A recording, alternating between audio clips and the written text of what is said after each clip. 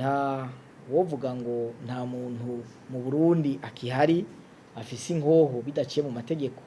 Ashobora kuba ari umwe yigendana, bashobora kuba ari babiri bagize umugambi w'ubugizi bwa nabi, bene abo bantu barahari. Naco gituma hariho n'urwego mu bushikiranganji bw'umutekano rukora ku rwego rw'igihugu kugira ngo rubandanye rukura ibirwanisho mu bene igihugu babitunze batabifitiye uruhusha. Mugabo ko haba imirwi ihambaye ishobora guhagarika ubuzima bw'igihugu canke kudurumbanya abene gihugu ikabatesha imirimo n'ibikorwa, iyo mirwi ntayihari, yarasambuwe. Ariko abagizi ba nabi bitwaje ingoho barahari no kubandanya tubarondera, kuko bari mu bononyi, bari mu basuma, bari mu bicanyi biba canke bicana ku mvu zitandukanye, haba mu kuba bariye